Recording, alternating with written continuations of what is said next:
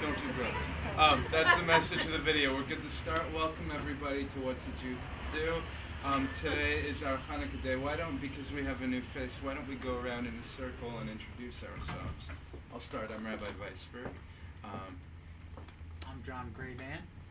Good to meet you. Glad to meet you, Jay. Len. Amy. Irv. Laura. Carol Sue. Brian. Denise. Leslie. Valerie. Fantastic.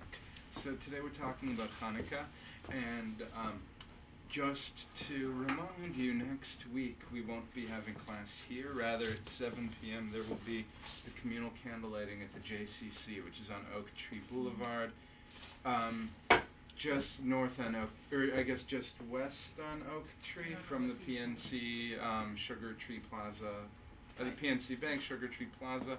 JCC and the YMCA are right there. It's not hard to miss, but if you look online, you'll find it. So today is our Hanukkah day. We'll have some Hanukkah music. It's not quite whoever was. Michael Bublé was that singing? There's something special. It was somebody lovely singing it. Kenny Ellis? Kenny Ellis, who I do not know, but he swings. So. How are you? Do you suffer from bad marketing? Yeah, I know. So let's start off. What do we know about Hanukkah? What do we remember? What do you do? What do you not do on Hanukkah? What do you do? Where do you begin? You light the menorah. So you light the menorah, but it's not called a menorah necessarily. It's a kind of menorah. A menorah is typically a 7-branched candelabra. Chanukiah is the one that has 9 branches, and we'll explore that one in a little bit. So excellent. You light the Chanukiah. What else do we know? What else do we do? A million years ago, when I was a kid, all we got was Hanukkah gelt. All you got was Hanukkah gelt and maybe some old socks, right? That was it. Hopefully new socks. We didn't get socks. We got Hanukkah gelt, and that was it, and not much of it. And today it's like, okay, what's the latest toy? What's the latest thing? What's the latest? See, that's part of the revised marketing. Oh my goodness. Yeah. We So didn't really do gifts at all. I mean, we sat around and we played games. there were games. Pancakes. Right. There. We bonded as a family. What was it after Val said dreidel? Pancakes. So you had the potato pancakes known as latkes, or some people call them latkes. I think Chicago Jews will refer to them as latkes, but I never really got that. Go figure. And you play with the dreidel, which is that funny top. We're going to explore all of this. What else? Anything else? And forgive me if I say it wrong. Sufganiyot, absolutely. Sufganiyot are jelly donuts, which is we also... didn't know about jelly donuts when we were Yes, we did. I didn't know the names. We just No, I know about it now, but I didn't know about it as a kid. So we'll get to that. I didn't grow up with that. We're Well, gonna fight 'cause we we're had the sisters. little We have different jelly memories. Timbits, which are the Tim Hortons version of donut holes, whatever you want to call them. So I had those with jelly in them, but I never knew the significance until later. So we'll go into that. So we've got things that you do. We've got that it's blown out of proportion with gifts, but that there is some kind of monetary gift of gelt. What else do we have? You sing Rock of Ages? Rock of Ages, sing a song. Yeah. So that is a translation that is not actually an adequate translation. We just You sing it wrong with these years? no. That's just the English poetry that's developed because it's more fun to sing. What does Mount Sur mean? Our helping rock in a sense. Helping. Yeah. Okay. Yeah. Ma'oz Gilim would be, Gilim Sur, Gilad Sur. Or I guess it would be Tsur Gilim would be technically Rock of Ages. Or Tsur Zmanim. Okay. Yes. Not so important, but I've also got the music tomorrow to sort of sing later. So, story of what are we celebrating with Hanukkah first of all? Our freedom. We're celebrating our freedom. Good. We're celebrating a miracle. Good. Which one's right? Both of them. Both. Exactly. We talk about Hanukkah as being what? The festival of lights. Right? The rabbis painted it as the festival of lights. And that one you will get in the Talmud. And if you come to our Intro to Judaism 101 class, which we have tomorrow night I believe we're talking about Hanukkah either tomorrow night or next week. But we're going to go into the actual texts that talk about Hanukkah. But the one about the miracle of lights is in the Talmud, which is really the writing down of the Jewish oral tradition in the early stages. The And freedom part. the freedom part, That was the first time we ever fought for religious freedom. exactly, and it was also probably the first instance that we've recorded of religious persecution. And so the freedom part actually appears not in any Jewish literature, but in the Apocrypha, in the Book of Maccabees, which is part of the Christian canon. So why is that? Historically, the Greeks, we went through the history in our Judaism 101 class, but the Greeks, there were some generals that were less than good, and Antiochus, who was a Syrian general, part of the Seleucids, came in and basically went through all of Judea, and for the first time said, not, you must bow to us because we're going to be your overlords. He said, you must bow to our gods, and you may not do the things that are part of your religion, which is problematic. So they go through all the towns, and they end up getting to the town of Modi'in, which if you go there now, it's a nice suburb of Jerusalem where I planted a tree when I went on birthright. But they went, and there was this a very strong-armed family of people called the Maccabees. Maccabee, one meaning to that is hammer, in a sense. And there was a family with Matityahu, Mattathias, and he had 5 sons, the oldest being Judah. And they said, we're not going to have any of this.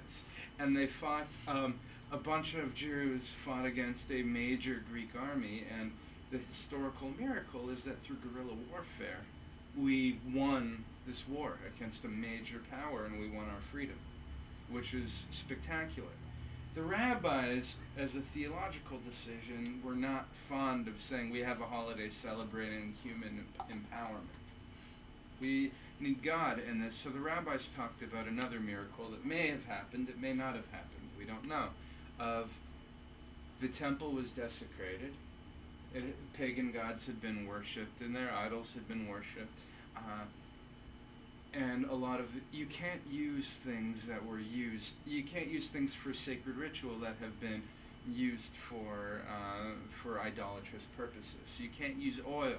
You can't reuse the olive oil if that was dedicated to the gods. You can't use wine, and they wanted to celebrate a festival for 8 days. It actually looks like we're going to talk about Sukkot at another time, but it looked like they didn't get to celebrate Sukkot because of the war, because of the persecution, so they were trying to make up this 7 or 8 day festival. By this point, probably 8 days. They were trying to make that up, and so they said, okay, but we need to light the lamps for that long. But look, we've searched high and low through the temple, there's only enough oil to last for 1 day. So let's light it. And the rabbi said that the miracle was that this oil lasted for 8 days.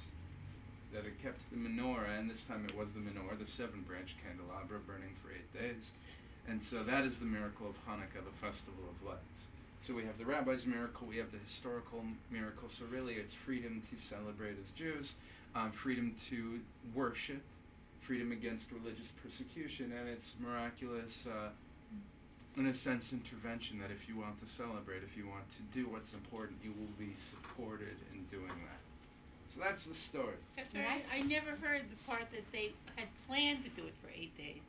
I always thought it just was a miracle that it went for 8 days, but I didn't know that that was a plan. I think it was a plan. Again, this is all debatable. This is all trying to piece together what happened between the historical They planned documents. to do it for 8 days. It just happened that they planned to do it as long as they could, right? It might be, but if what they're trying to do is make up for not having celebrated Sukkot, which is 7 days, to the rabbis, by that point it would be 8.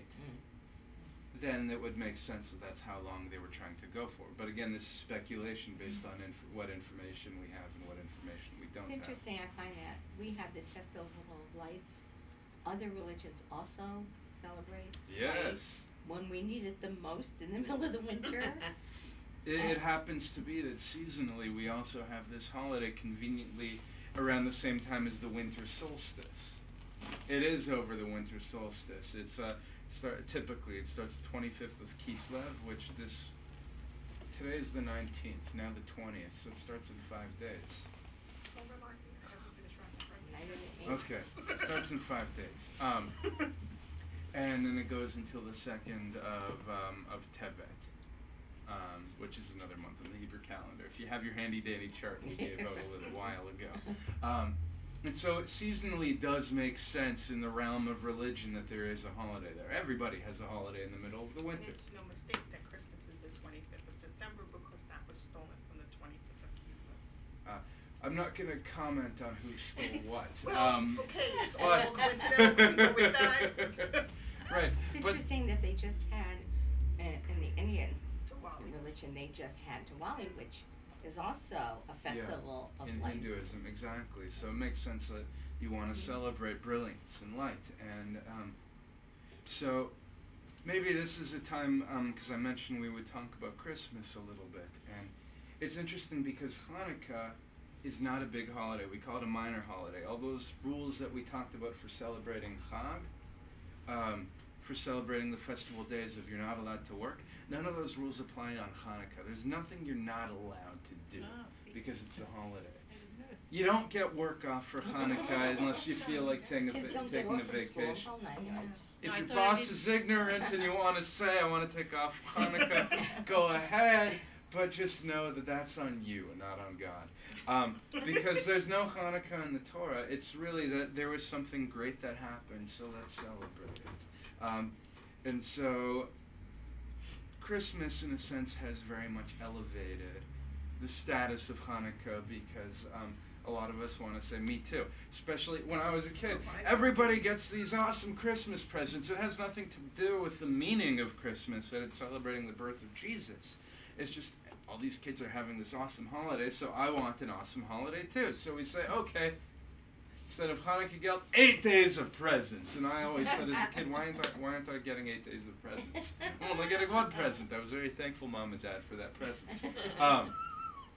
It's everybody's revised marketing plan. Exactly. Because the Christians, at least the Catholics, you're not supposed to get your present until Three Kings Day, which is the whole gift of the Magi part, and that's where the gift part comes from Christmas. But you're not supposed to get it till like January 6th. Right. So, And if you're in Mexico for Three Kings Day, you get to take part in that tradition that has the cake with the little plastic babies inside. exactly. Which is Or a New little Orleans creepy. doesn't. That if Which you is take a weird. piece of cake Yeah, and you thank- bite a baby, then you have to provide everyone with tamales. I bit a baby when I was in Mexico for Three Kings Day. It was a little awkward. It was plastic. There was no blood, as far as I know. Perhaps that's where they came up with the stories that Jews were killing Christian children for matzah. For their blood. I don't know. It's not true, but they used that against the Jews. So anyways, so that's part of what has elevated Hanukkah to such a big level. People will say, well, we have Hanukkah bushes. We don't have Christmas trees. We want to put up a Hanukkah bush. Hanukkah bush isn't real. It's if you want to have a festive bush because everybody else does it and you like it, then you do it. Something that is real, a lot of Soviet Jews will put up a bush at that point. It's not a Hanukkah bush. It's not a Christmas tree. What it is that in communist Russia or in the USSR, whatever term you want to use for it, they made religion completely, you weren't allowed to practice religion. So what they said is we're going to have a secular festival around this time. I guess the Russian equivalent of Festivus for the rest of us, if you watch Seinfeld. And so they have what they call a winter tree or a winter bush. So it just, for the Russians, it has nothing to do with religion. It's just what they do at the time. I didn't grow up with it, but others did. So there's no Hanukkah bush, but you might have Jews who have a non-Christian, non-religious claim to the tree, if you experience that. We have a lot of Jews that are from mixed families with Christian background, and so some people will say Jews should never go and celebrate Christmas. I don't buy that. I think that it's important to know that there's religious significance with Christmas, in addition to it being a national holiday, because our wider culture is a Christian culture. So you should know that when you go and celebrate Christmas, if you are buying into the religious aspect, it celebrates the birth of Jesus. who Christians will call Christ. Jews will not call Jesus Christ because Christ means Messiah. But as long as you know what you're doing, there's no problem with celebrating with the people who you care about. And part of it is being with family, and so it's important to be with your family. We have a value in Judaism of shalom bayit, of peace in the house, and so you do what it is. It's just important to be authentic with yourself and know what it is, what you believe, and to know that perhaps Christmas is a family time for you, but if you're a practicing Jew, it's a family holiday, but it may not be that religious holiday of your own. But that doesn't mean you can't observe it with the people that you love. We worried a lot about this because obviously my family is Christian and like converted, but to complicate matters further, Nicholas's birthday is Christmas Eve. Oh. Hence why his name is Nicholas, because as a Christian you're sitting there on Christmas Eve going, Just give him presents. what do you do? You can name him Joseph, you can name him Noel, you can name him... So he got Nicholas. So... Just name him Father Christmas. You'd be okay. He got Nicholas, because it sounded the best. Alex's birthday is the 22nd. So it really was... It becomes a whole big thing. Yeah. And when Nicholas was like 6, somebody said to him, what do you celebrate in December? He thought about it for a minute after the whole Hanukkah thing, and we're going into Christmas, and he thought about it and looked at the person and said, me. So clearly we haven't confused them. They just came out of it thinking it was about perfect. them. I love No, there's some Jews that'll say reject everything else. Reject everything. Yeah. There's some Orthodox groups that, like the one that I will not comment on the internet simply because I don't want to give them any advertising. I have the utmost respect for other people that have the utmost respect for others. Tolerance for those who are pluralists, to understand that there's more than one truth for different people, but as soon as I say my way is right and everybody else is wrong, I lose tolerance for them. And so some Orthodox groups will say if you join in, you have to cut off relations with everyone you know. And not only with Christians, but also with Jews. I have no tolerance for that. You should not either. To cyberspace. In a way it is. It's what Judaism is all about. It's closing people off from their loved ones, and I think you can do what's important. And as long as you're all intellectually and spiritually honest and have conversations, I think that's what's most important, so people can be there for each other. And then if somebody else doesn't understand that you want to go to Christmas, but you may not want to go to Christmas Mass because you have an issue with that, or if you do, but you don't want to take communion, because communion is a very distinctly Christian ritual, that's something that's not really appropriate for Jews to do because of the transmutation, because it's seen, transmutation is what it's called, I believe.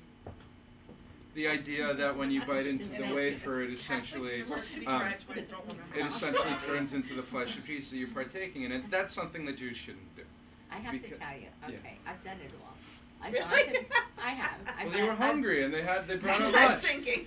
Do you know the joke? No. Do you want to hear the joke, or do you want to finish your story? No, go ahead. first? So the joke is that it was in Spain before the Jews were going to be exiled. There was a great debate between the Jews and the Christians, and the Pope said, "I want to get rid of those Jews." Or not the Pope, whoever was the head of the Christians at the time. I'm not good on the terms for ancient Spain. Okay, the Pope. Or the Catholic king, whoever was in charge. Says, at this point, I'm not going to decree that they all need to leave. We're going to have a debate, and if they win, they get to stay. And of course, they're not going to win. But it puts the onus on them and not on me. And if they lose, they got to go. So the head of the Catholic Church in Spain says, Jews, send somebody. So the Jews say, oh, this is fixed. We can't possibly win. Let's pick up Shlomi. Shlomi the shoemaker from the street. And you know, we'll just throw it away. It's not worth it. So they get Shlomi, and Shlomi goes to the debate, and they're all watching. And the head of the church says, okay, Shlomi, you get to make one rule that you would like for this debate, just to have a little bit of mercy, to give him a bone. So he says, you know what, no talking in this debate. No talking. So he says, okay, fine. So he thinks for a moment, and he says, so Shlomi thinks and says,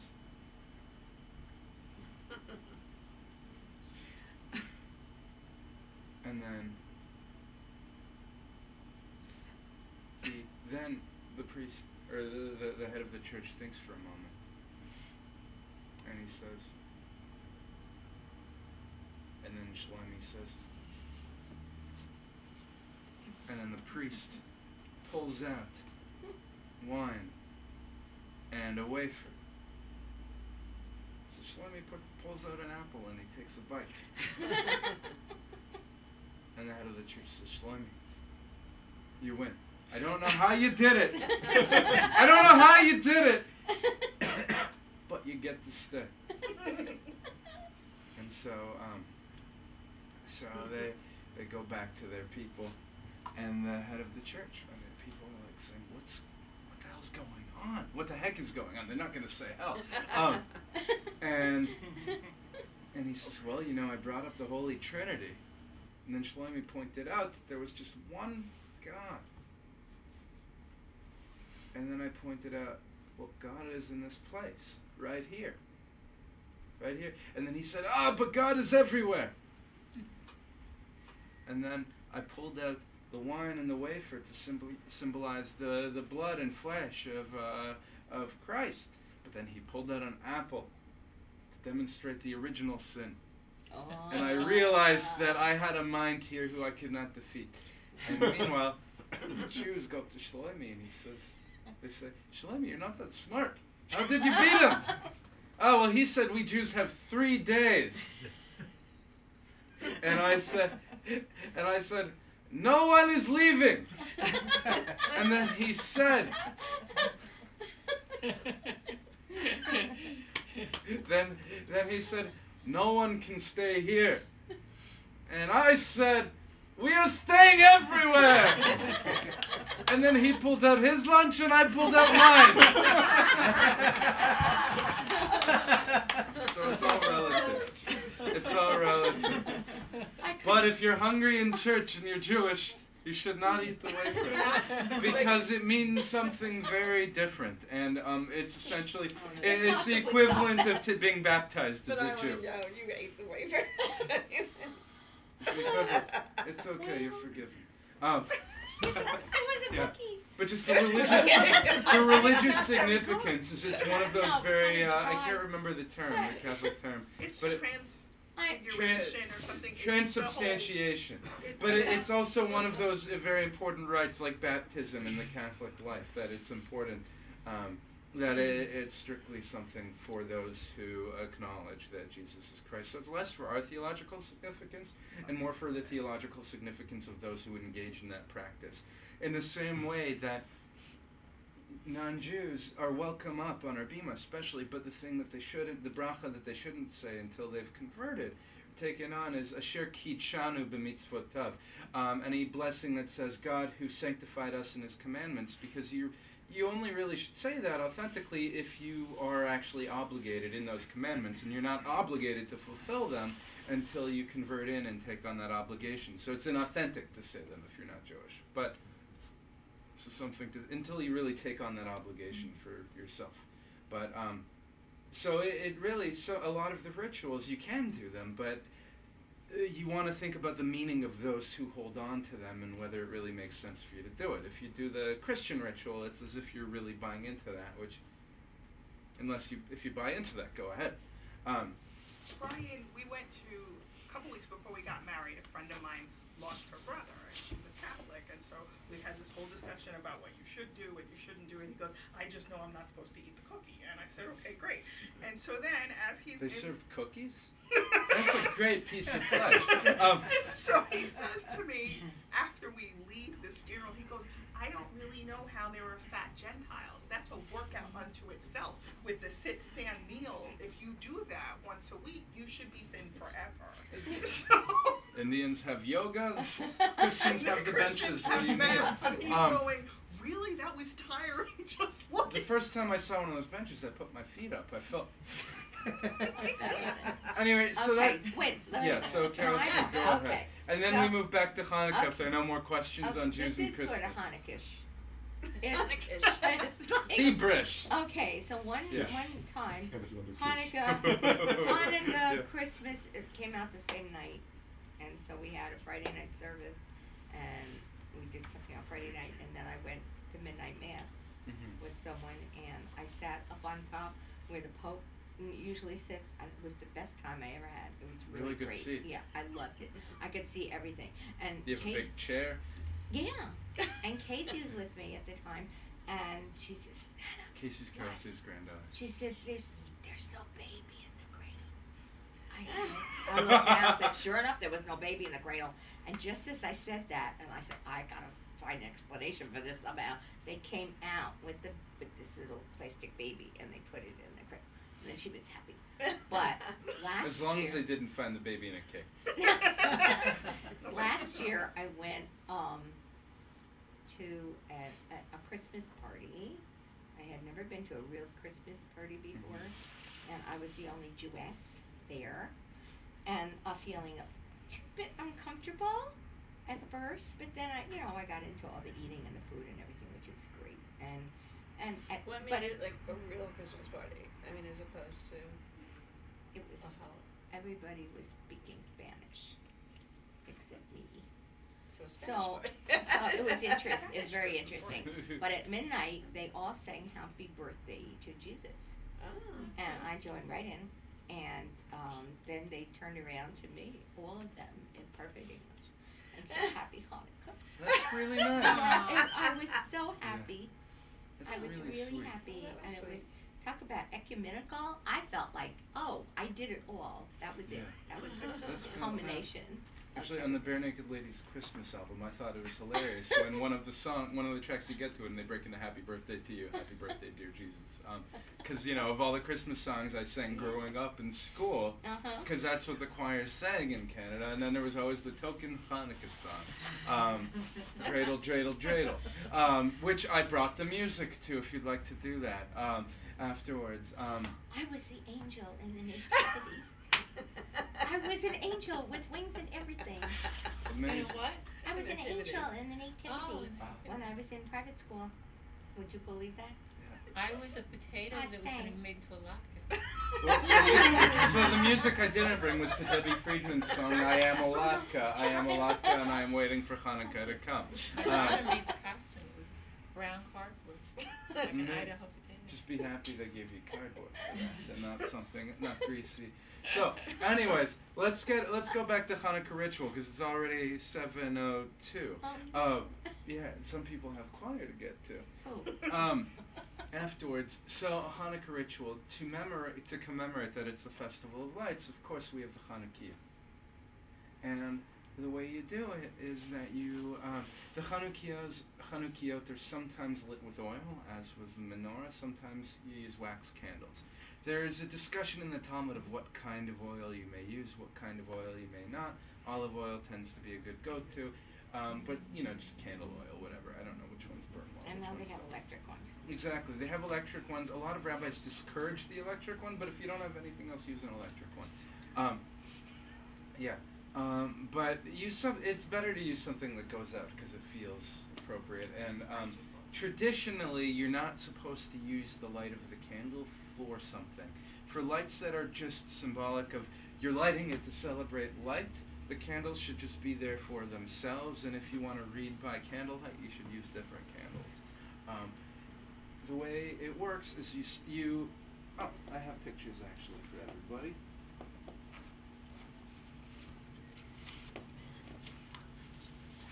I have a question. Yes. I converted 15 years ago and I still have not mastered this one.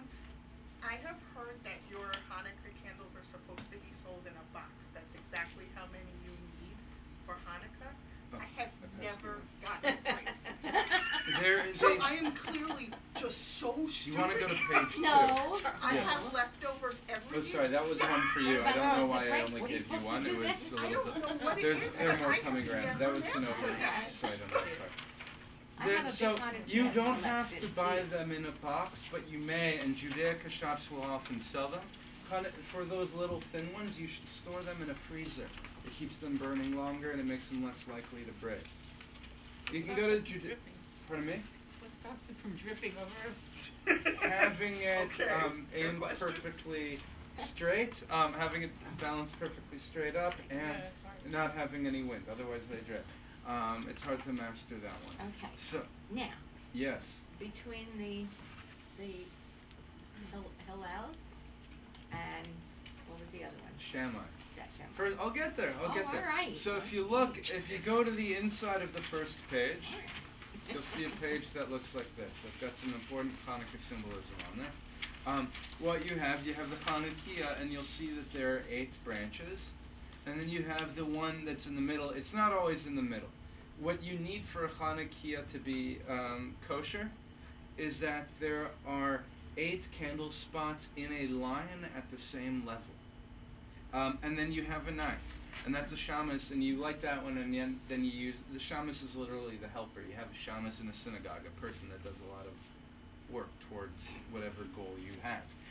You use the shamus to light the other candles. Then you put the candles in from right to left, as we read in Hebrew, from right to left. So if it's the first night, you have one. If it's the second night, 1, 2. Seventh night, 1, 2, 3, 4, 5, 6, 7. And then you always light the newest candle first. So there's a debate in the Talmud, as Carol Sue was alluding to. You have the house of Hillel, one famous rabbi. You have the house of Shammai, one famous rabbi. They disagree. One says, well, if we're going to light different numbers of candles on different nights, Shammai says, well, you should start off with 8 and then work your way down to tell you how many days you have left, because some people aren't good at counting the days. We don't have the Temple Emanu-El calendar, the calendar from your local funeral home. We have a lot of those. Calendar. Pardon me? The The sisterhood calendar that has 12 months of Rabbi Vaisberg in it. I wear a swimsuit in July. It's great. Oh, I'm kidding. I would not subject anybody to that. I'm sorry if I'm making you uncomfortable, Amy. Where was I? Oh yeah, so we don't all have those calendars with Rabbi Vaisberg. So we should count down. So on the 8th day, on the first day, you have 8. Then you have the wax strippings to tell you, okay, put 7. The next night, put 6. But Hillel says, no, you start with 1 and you work your way up to 8, because we have a principle in Judaism that you never decrease the levels of holiness. In the same way, we talked about Shabbat candles, that you have to have at least 2. But if you have 5 one week, you don't get to go down to 2, because it makes one moment less holy than the next. You never do that. And so the rabbis go with what Hillel has to say. They usually go with what Hillel has to say. And actually, when it comes to legalistic rulings, Hillel tends to be more lenient, more inclusive, more open-tent. Whoever says that orthodoxy was the traditional way, and that orthodoxy is never lenient and traditional law is never lenient, those people don't understand traditional law. Up until the 1800s, the whole legal system was actually, granted there were hard and fast rules, but there was a lot of flexibility in it. That's for another day. If you take my Intro to Rabbinic Texts 101, starting in February, on Tuesday nights, you'll learn all about some rabbinic flexibility and also rabbinic imagination. It should be a lot of fun. So we go with Hillel. We start with 1 on the first night. We work our way up to 8 on the second night. You always want to publicize miracles. In a day where it was dangerous to Jews, which, even my mother's generation in Montreal, you don't publicize that you're Jewish. You would usually, and it's okay to do it, you would light your Chanukiah in the privacy of your own home.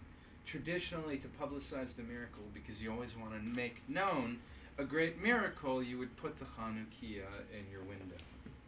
You would put it out for everybody to see. And one of the ways that we publicize the miracle, which you may not know, has everyone heard of a dreidel? I couldn't find one in the synagogue, funny enough. We looked everywhere, and I had no idea where they were, because I'm the new rabbi at the synagogue. So. I got a gazillion. It was I today. got ones from Israel, too. Amazing, so we'll talk about that. It's a 4-sided top, and if you look at the front page, there's a legend about it that may be true, but again, yes. Absolutely. Display of the Hanukkah. Yes. You look at a Hanukkah, we're to put it in the window, and we were to light it right to left. So we'll put the candles in right to left and light it the opposite way. People on the outside would be looking at it in reverse. Yes. Which is the correct way That's You like should have to everything. light This it. is my This ruling on it. is- Lighting it, and the candles, that's for the person who lights it and does the mitzvah. You publicize the miracle regardless of which way it faces. Therefore, have it facing the right way for you. And everybody outside will simply see it. We have this argument every See, year. I One year think we the other lit it way and around. spun it the other I way, think that if and you we put it in couldn't the tell. window, it is for everybody to see the correct way to do that. You know what you're doing in your home. You and I have many legal disagreements. Well, because you said no sex on Shabbat, because that's creating. That's right. But that overrides At and the what rabbis point you agree let with that me. stop? The way to get around our I'm not Beit doing Beit Vaisberg and Beit Galoff, the way to get around that is some people will Shut simply up. have their Hanukkah outside and have a box or like maybe a plastic box outside that doesn't let wind in but lets oxygen in. So you just light it outside, so there's no disagreement. But then you don't get to enjoy it inside. That's the only way. Another alternative is to light it for you and then rotate it. We tried that. But I would never, for you, you should never light it backwards because the halakha is for your lighting it. We tried it one year, and Gregory turned it back because he thought it was backwards. It was crazy. That year I we think had you're- to- That's I why I said, put I the think electric this is one to crazy. the window. Ah, So I that think it this is will getting- face them and they'll see it. But I'm not But we lighting it have it too. actually. It's I'm just tradition to putting argue it about. so that they'll know it's Hanukkah. very nice. So, dreidel. Dreidel, because I Dreidel. want to get through this. So the dreidel is a Escape by four-sided Dreidel. top. So would anybody like to read Escape by Dreidel on the first page, underneath the menorah octopus? I have Hanukkah That's octopus. good, though. Don't ask. Hayasham. Who invented the dreidel? According to an old legend, the Hanukkah top was dreamed up during the time of the Maccabees. When cruel Antiochus ruled Palestine, he forbade our ancestors to study the Torah or to gather in a synagogue. To escape the king's spies, Jews would meet in small groups and study the Torah by heart. In that way, if one forgot a passage, another who remembered could teach it to him. Teachers and students used to assemble secretly and study in hidden places, while one person acted as a lookout at the entrance. If soldiers were approaching, a warning was given, and the group would quickly separate and hurry away through back doors and buried passages. Among the many clever tricks that were used to avoid discovery was the dreidel game. Those who were studying kept a top on the table. If a soldier should manage to get by the lookout and accuse them of studying, someone would grab the dreidel and spin it. As far as the soldiers could tell, the Jews had only come together to play a game. Thus the little Hanukkah dreidel saved the lives of many of our people. It's a nice story, and it might be true. Absolutely. So the game goes, there are four sides to this dreidel. If you look back here, you see a picture of the dreidel, standard wooden dreidel. Like anything else, we have some gorgeous art. I have a nice silver dreidel that my father bought me. And on it you have four letters outside of the land of Israel, which you see Nun, Gimel, He, Shin. There are different rules that people play by for the dreidel game, but often you'll have a pool of nuts or raisins or money if you want to go for that. And the rules that I often play with is everybody gets some. There's some in the pot. Nun, you have to put everything that you have in the pot. Gimel, you get everything that's in the pot. Hey, you get half of what's in the pot. And Shin, you lose one and you put it in there. Different ways of gambling, but there's significance to the letters because to go back to publicizing the miracle, what it stands for is Nes Gadol Haya Sham, which means a great miracle happened there. So the game tells you that. However, if you get an Israeli dreidel, you won't see a Shin, you'll see a Pei, because it says Nes Gadol Haya Po, which means a great miracle happened here. So get it, next time you're in Israel, get a dreidel. You get to surprise the little kids saying, "What's that funny symbol? It looks like a squiggly or like a spiral," because that's what a pei looks like. So there's the dreidel. So we play games. We have extra prayers that we throw into services. You'll see the Al Hanisim prayer, both in the Birkat Hamazon, the prayer that we'll say after meals, and in the middle of the Amidah, the high point in prayer-wise of our service. You sing fun songs that we'll do afterwards. You have some family time, although that's not required. It's just a nice way to celebrate holidays. Then you have potato latkes and you have sufganiyot, What do sufganiyot, donuts, and potato latkes, potato pancakes, have in common? They're made in Oil. So we celebrate the festival of the light by eating things with oil, so that way we could light our own veins on fire. We don't actually do that. So really, if you think about it, hot sauce would be okay too, but for some reason that hasn't caught on for Hanukkah.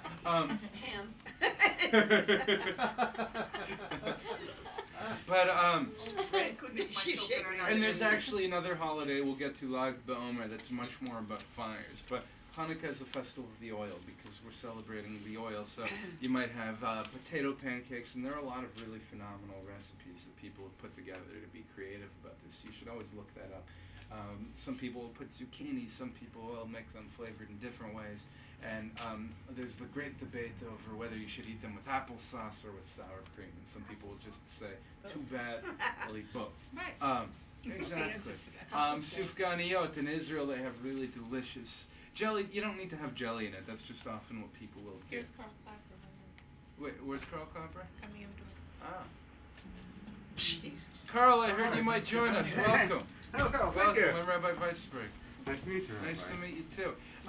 You missed us talking about the good foods. We just finished by saying that for Hanukkah we eat donuts, sufganiyot, which they're called in Hebrew, and we'll eat latkes. What do they have in common? That they're really oily. Right. And we celebrate the miracle of the oil. Oh, the oil. Yeah. That's the association with it. Yeah. Exactly. So, and then Right. Hanukkah gelt, which is the traditional gift that you'll give, which is you give somebody money. My mother used to get a silver dollar when she grew up. So we also have chocolate-covered coins, which you might find a shekel, the Israeli coin. You might find the American dollar. You might find some weird designs on it. Either way, sometimes they're good, sometimes they're not, but it's nice to have the chocolate. So traditional foods for Hanukkah, chocolate and oily things. And then you go different places. They'll have different traditions. Will have different sweet delicacies. They might have baklava if you go to the Middle Eastern communities, because those can be quite oily and delicious. Some people might do nuts and raisins because you can use them to gamble for dreidel. But Hanukkah, you find sweet things, you find oily things, you find celebration, you find revelry, you find singing. So we went through foods, we went through prayers, we went through timing of the 8 days of Hanukkah. And because it's not really a holiday that's in the Torah, that it talks about 7 days, everybody celebrates Hanukkah for 8 days. There's no disagreement about that as far as I know. There's no commandment saying you may not work on Hanukkah. You can't get out of it because it's considered a minor holiday and has only been elevated to a major holiday because of the holiday which it is in proximity to, being Christmas. So let's get to the music. Does anyone have any questions before we get to the music? So before we look at songs that I've provided you with music for, Are you playing? I am playing. Oh, So I'm just going to tune up quickly to make sure it doesn't sound awful.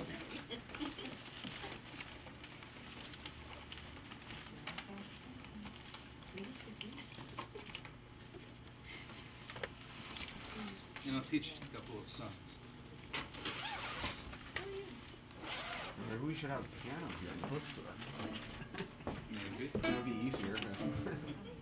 You just have to tune it every few months or whatever. Exactly. But then it's harder to look at people when you're playing piano. Oh, this is a good one. I'll just turn it right here.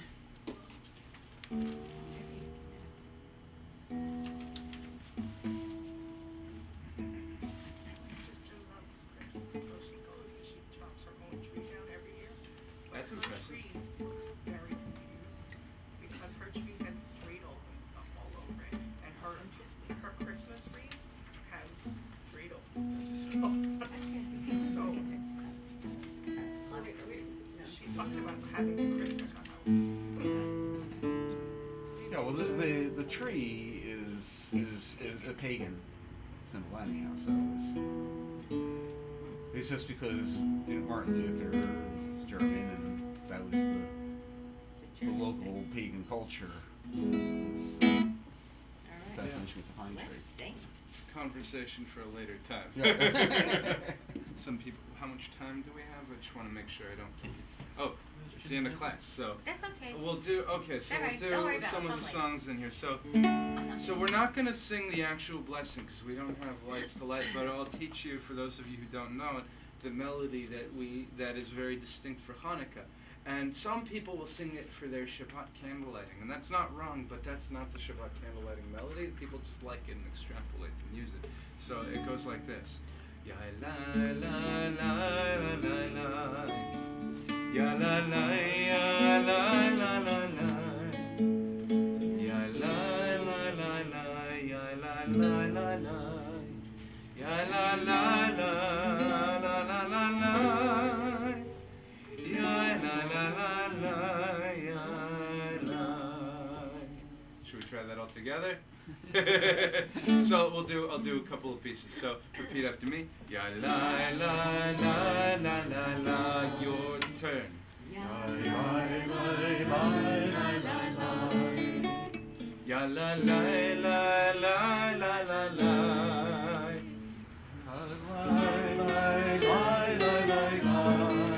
Ya la la la la ya la la la la.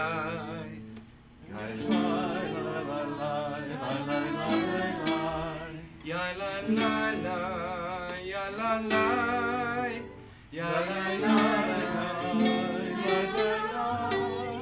ya la la la la la la ya la la la la la.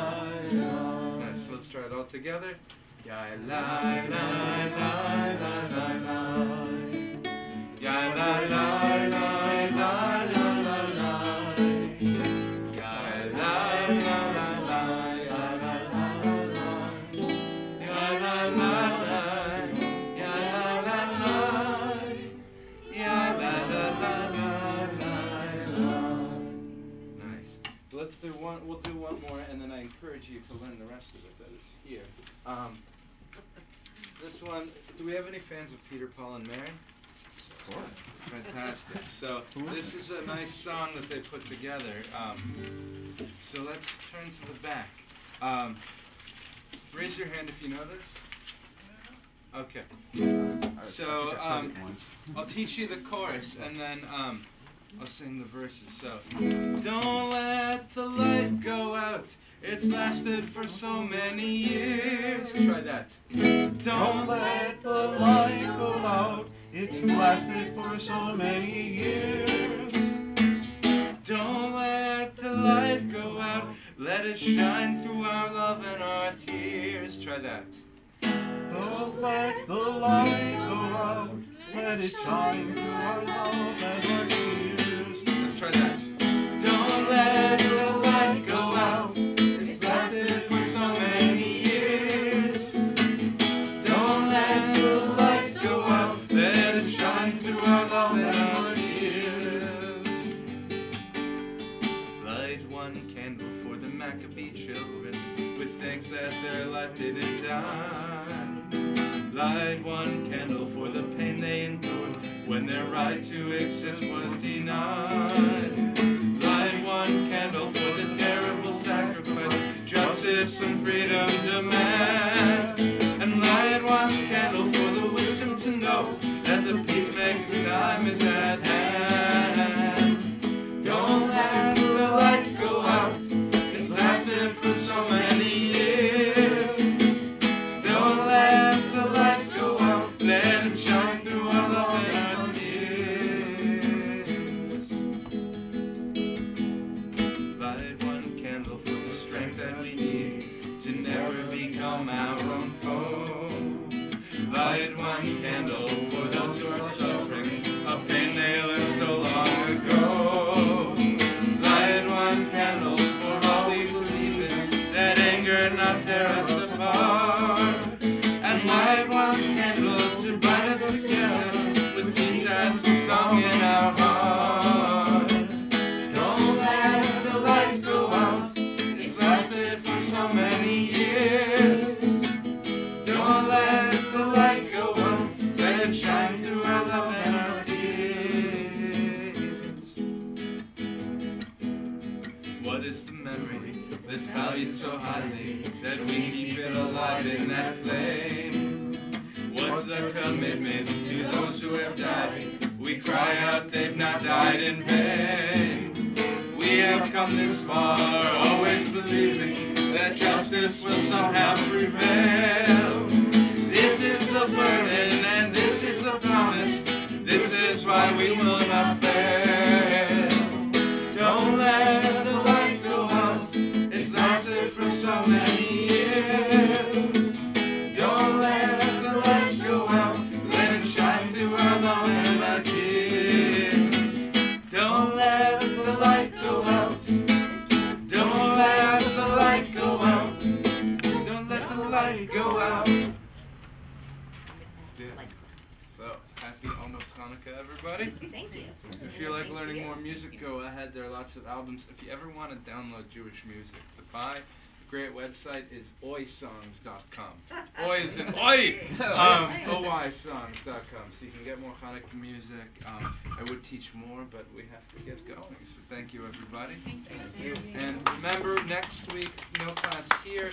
We will be at the JCC at 7 p.m. for the Hanukkah Do you know if candlelight. they're doing it outside? They're doing it in the gymnasium. Oh, because they used to do it outside. That's Interesting. You get to take it home if you'd like. They also used to do it at the end. Sorry for the slightly off-tuned guitar. I left the tuner at work, so. Woody Guthrie had some songs that he composed for Hanukkah. I heard about that. I'm Interesting. like a couple. Like a NPR or somebody had a news thing on it. Yeah. Well, he was married to a Jewish lady at one point, so it was. So he had the influence. He had the influence. Very nice. There's a fun album. If you ever want some contemporary Hanukkah rock, have you heard of the band Guster? They're a like college jam band, but one of the guys got together with another guy, and they call themselves the Levies, and they put together an album called Hanukkah Rocks that has a lot of dumb songs in it that are actually quite entertaining, like Applesauce versus Sour Cream. They have another song called How Do You Spell Hanukkah? The problem with spelling it, right? We did it. The issue with spelling Hanukkah is that, was that it's letters that we don't have equivalent in English. So there's a correct transliteration way to spell Hanukkah depending on the system that you use, but there are lots of different systems. The answer is there's no correct way to spell Hanukkah unless you're using Hebrew letters. That's right. We're a CH family. Well, it's the CH is the Greek cat, which came down in we pronounce church now church, right? But it used to be pronounced more like the Scots pronounce it. How do they pronounce it? With a K, Yeah. a hard K. Right. Whereas Hanukkah actually, it's closer It's to actually more kick. But yeah, it was, and then they made it harder. And Hanukkah, because it's spelled with a chet rather than a kaf, is actually much closer to an H than a C. So Hanukkah. What do you think of that H-A-N-U-K-K-H? Where the two K's come from is the kaf. If you have a letter that has a dot in it, if you go way back, that may signify that there were actually two consonants there in the first place. So the KK is there to show that there's a dot in the middle. That at one point there may have been two kafs. So it emulates the history of the alphabet. Hello. Hi, how are you? Good, how are you? I'm good. You're for the next class? I'm for the next class. So we'll get out of your... I'm sorry that I've missed yours, though. I keep meaning to get here. I know, it sounds like a very interesting Ready? bipolar. We're a bunch of crazy people. Do you live in the area? All your money. Hi! Are you just the Linda who keeps sending out the emails? I don't know how to send emails. I always thought that was my I always thought that was Patrick that sent it. Or it's Linda somebody. Not me. And I never get past You're going to go down at some point? Over to Rosalie's? Yeah, that was my book. Neither have I. I haven't been around. It's basically my response to Hi, Carl. Nice to see you. Absolutely. That's why I came here. It's like I know half the people here. Exactly. How's Elizabeth doing? Is she liking school? She's at school. She was back for Thanksgiving, and then she's going to come back Not after a ton of for time, but the that they would winter have a break. holiday. There's only one thing she's liking away. She's liking it. Good. She's enjoying Good it. night. Good night. Got it, John. Where's their honey? Oh, he's a child. Leslie. I wanted to tell Lenny. Could you just tell him that I got the blue light? And I let you say I know. Yeah, well, that was what my first job out of college was as an economist. So You're okay. it was just a minor, but I worked as an economist. So. And then I moved on to merging the economics and computer programming. So I did financial software development. It's all related. Everything's related. Say hi. How is Ben doing?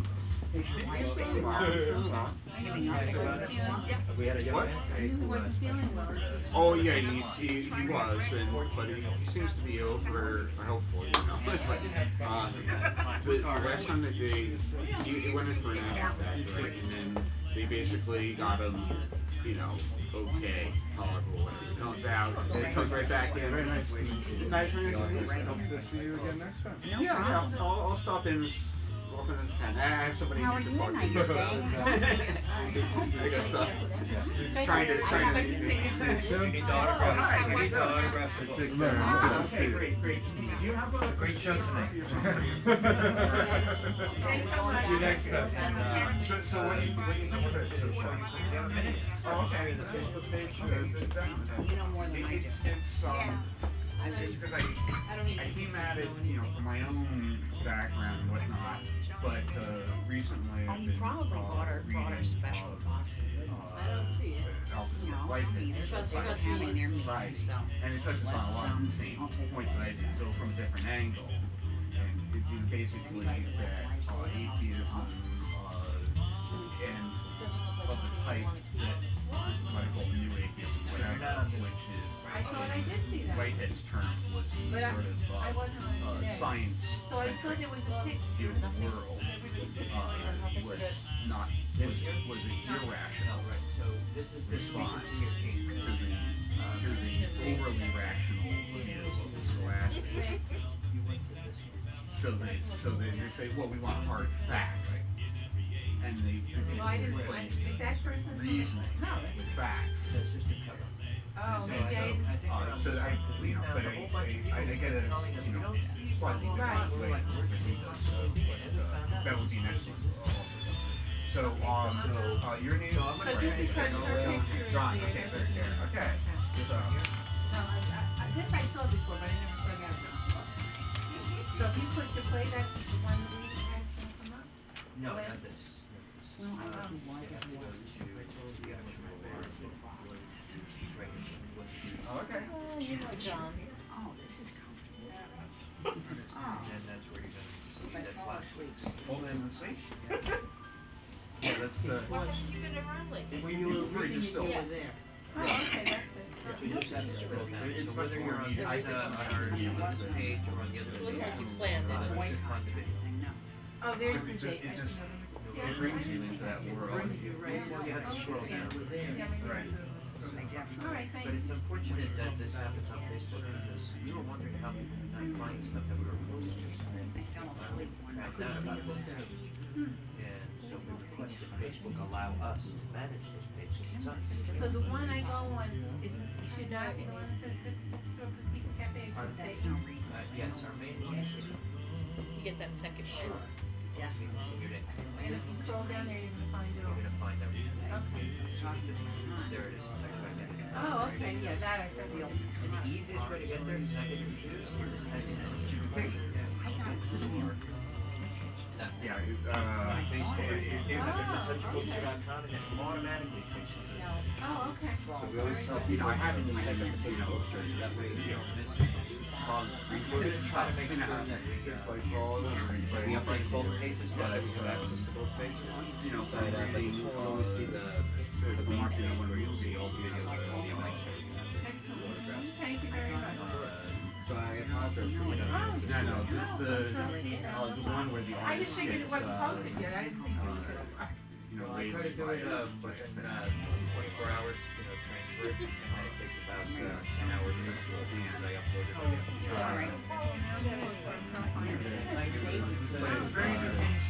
It was very fun, so the interview was, everything was, but it was like, why